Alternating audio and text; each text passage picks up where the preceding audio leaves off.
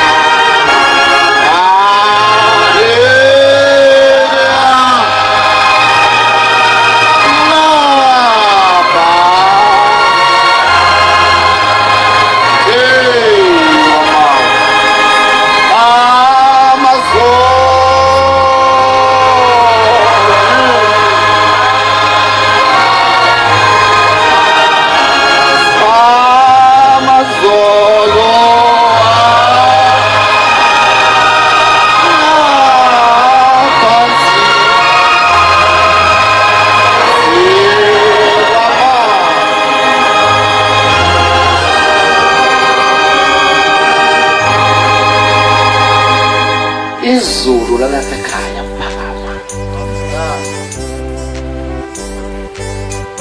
Umuntu ngekhetha inkosi yasekuphakameni. Mayisekhethile inkosi, indaba elandela kuye ade semhlabeni, enza zonke izinto zasemhlabeni. Kodwa manje usekhetha uNkulunkulu. Into zalapha ekhaya ngithe inkonzo lenkolo le. Ake ngiphinde ngicafule. Uthi uNikodima esigabeni sesibili senkosi uJesu. Uma kushiyelwa indaba yokuthi umuntu uyaba isidalwa esisha kuKristu Jesu, uyibuza umbuzo othi kambe ngizoba isidalwa esisha kanjani sengiyindoda ngimdala ngingaka? Kuzodinga ukuthi ngiphinde sinsika wami na. Wayesecabanga uNikodima kwakuyindoda eyayinemali, eyindoda eyihlonishwa, kwakuyindoda eyayichithile emqondweni wayo. Wasaba into eyodwa ukuthi mayehamba emini eya kuJesu, uJesu wayebuka njengomuntu ophansi nje. Indaba kaJesu indaba ephansi. Kufana indaba kaShembe, indaba kaShembe into ephansi kabi ibukelwa phansi abantu. Kodwa bahlupheka bahambe ukuthi mase kuphela konke bese begcina uShembe. Othi uShembe uphelele. uNikodima ke wayehlushwa yipride yasemhlabeni ukuthi nayo yonke into emhlabeni uma ngihamba ngiya kuJesu ngabe ngihlisa isithunzi. Kodwa yamudla indaba yokuzalwa kabusha ukuthi ngaba isidalwa esisha kanjani kuye. Wayesethi ngcono ngiyenye ebusuku.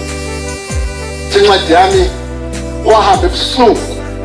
Mayesefika uthi Rabi, onguthi umfundisi omkhulu ngizakubuza kuwe ukuthi sengizalwe kabusha. Uthi mangenze njani? Ngiphinde sonke wama ngikhulele inyanga esu9 na. Uthi uJesu cha Nikodima, uthi ngifamba isandla sakho ukhetha inkosi. Ebese ungena eswini samanzi, ubhabhadiswe uyobe usuzelwe kabusha. Ayibonga inkosi. Umuntu akazalwa kaningi kabusha uzalwa kanye. Akhona amanazareth. Umuntu akazalwa kabusha kaningi. Uzalwa kanye kabusha. Umuntu ungena kanye eswini samanzi. Likhona abangcwele esontweni.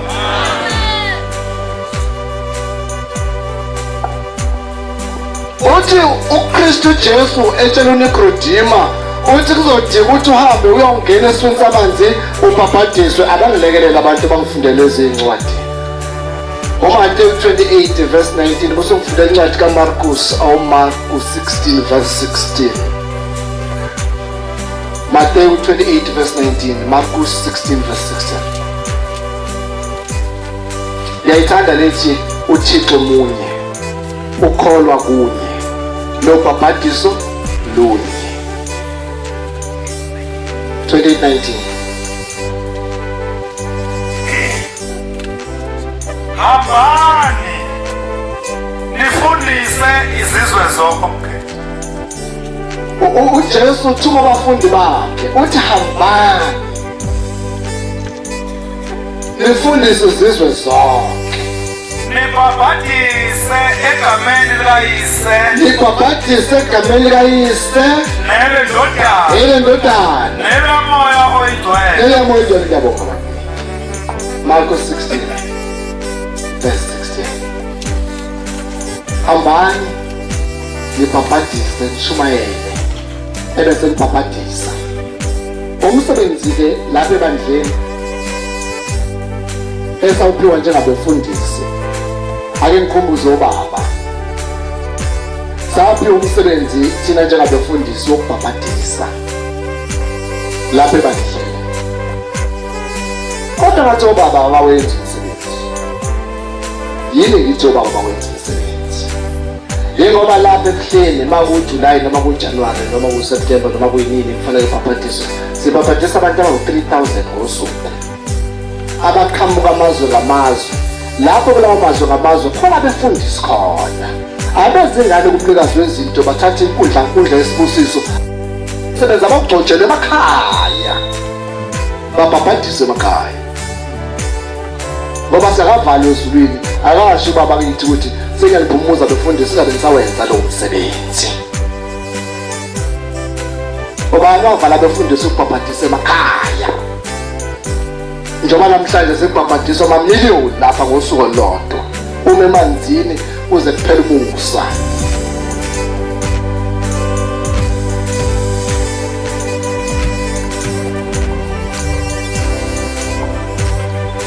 Ufundele baba Mosithole. Okholwayo akabhabhadiswe. Umuntu kuleli bandla osephakama isandla sakhe wathi ngiyayikhetha inkosi, akenze njani, akangene emanzini abhabhadiswe. Uyakusindiswa. Ebese yafundiswa. Ngiyabonga baba.